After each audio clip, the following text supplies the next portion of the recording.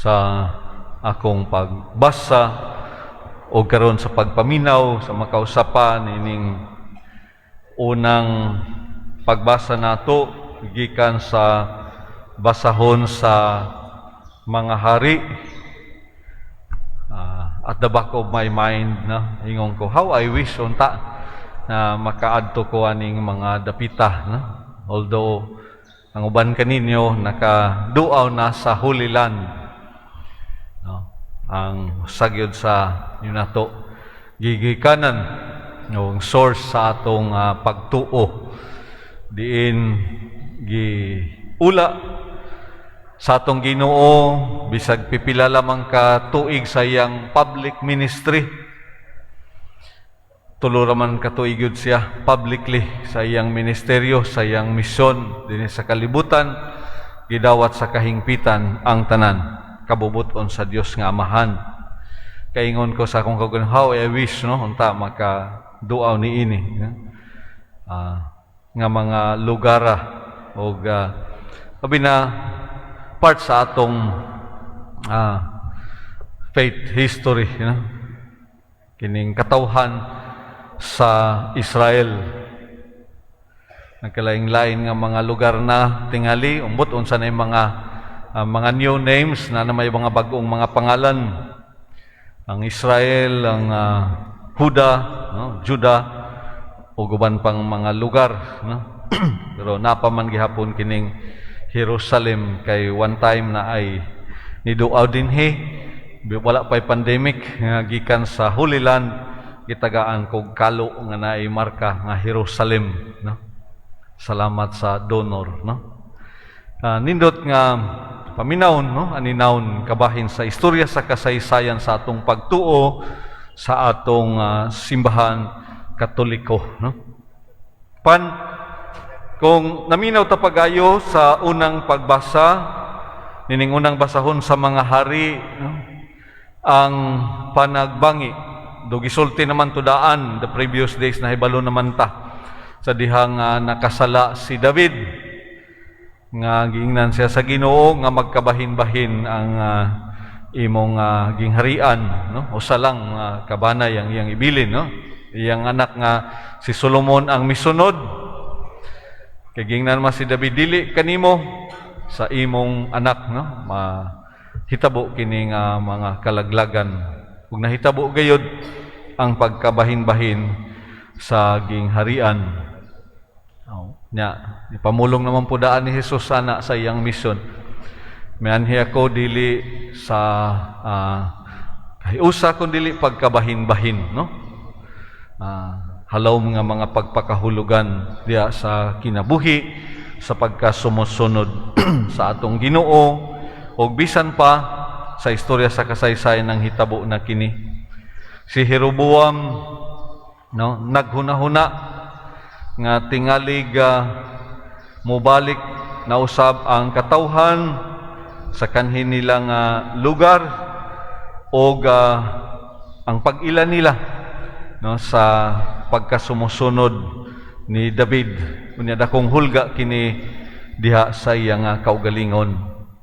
Ningon ang hari, lagmit ang gingharian, mahibalik sa panimalay ni David, o kung ang katawhan magpadayon pagadto sa Jerusalem, paghalad og mga mananap dito sa templo sa Ginoo, kining mga tawhana mubalik na usab sa ilang agalon nga si Rehoboam, nga anak ni Solomon, ang hari sa Huda og patyo na kunila, no?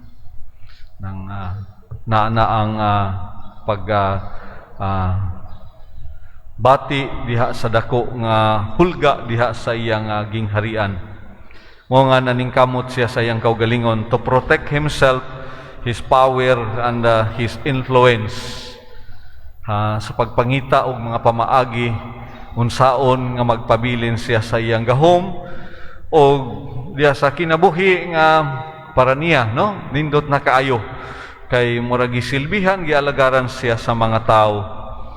Mauna nga naghimog mga Dios-Dios, gihimuan pa niya og templo ang iyang Dios-Dios, gihalaran og mga mananap, ug uban pa gipahimutang niya didto sa Betel ang mga pari na payang mga gipang-ordinahan, no?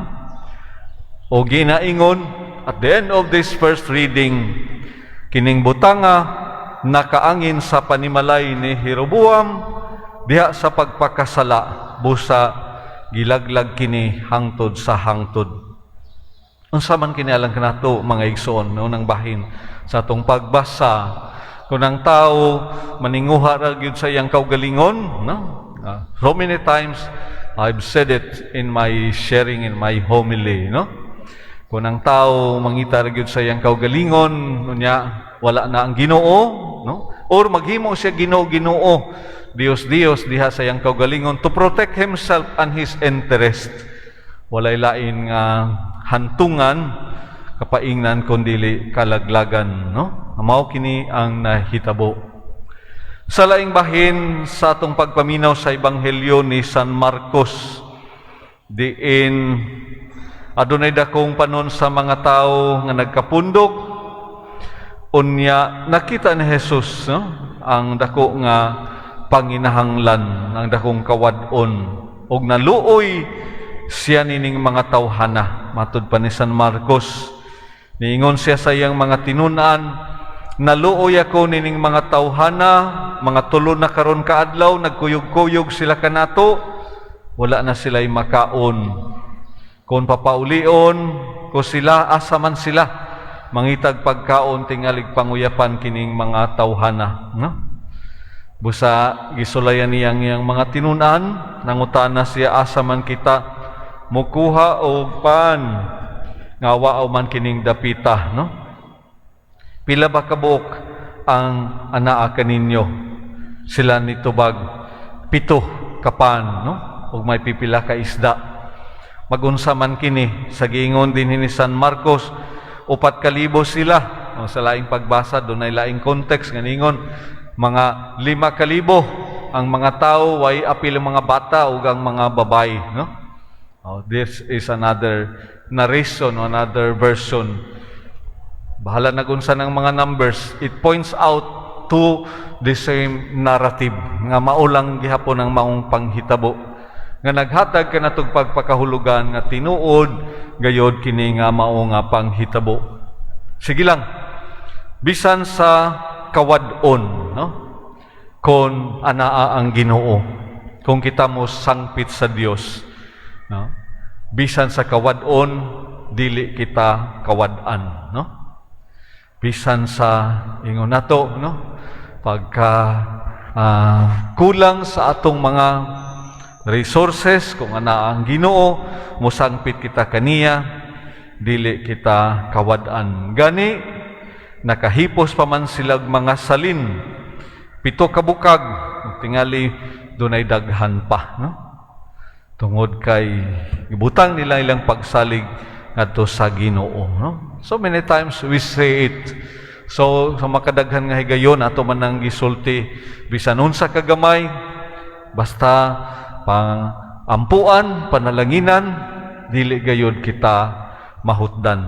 Apan sa laing bahin, no, the great contrast in the first reading nga kini mga hari nagsalig sa ilang kaugalingong katakos, nagsalig sa ilang kaugalingong kagahuman, sa ilang influensya o guban pa, matod sa mong pagbasa, nahulog diha sa pagpakasala o miabot diha sa kalaglagan hangtod sa hangtod, no? So duha lamang ka puntos dinhi ang makita nato diha sa atong mga pagbasa, no?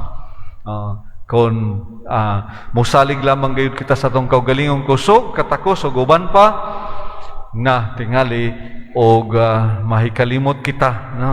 Diha sa presensya sa Ginoo diha sa atong kinabuhi nga mao gayud tuburan sa tanan, mao gayud ang naghatag kanato sa tanan, no? Ang mga butang maayo.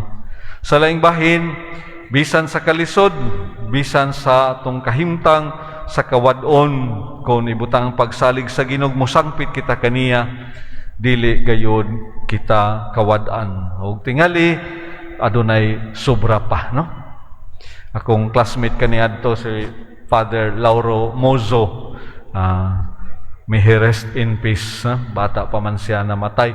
50 pa man kapintong iya edad, 51, 52, no? Oftentimes, he repeated it in his homily. Tell me, no, kung doon na ba yung mga taong nagmanggihatagon sa simbahan nga nabangkarote, no? O nag-ilaid diha sa kalisod, no? Kabisan nun sa nga pamaagi. Whether we give our katakos ngadto sa simbahan sa panahon, sa atong mga talento, o sa bisan unsa man material nga mga butang. Tell me kung doon na ba inyong nailhan nga tungod sa iyang pagkamanggihatagon sa simbahan, na alaot ang iyang kaugalingon. Tungod sa iyang paghatag og panahon kanunay sa Ginoo diya sa pagampog sa pagsimba, na alaot ang iyang kinabuhi. Tingali dunay mga panahon nga daw usahay makapangutan na kita sa tawhanon nato nga mga panglantaw, tawhanon nato nga paghukom nganong naingon man ni ana, no? Nga or usahay sa atong personal nga kinabuhi.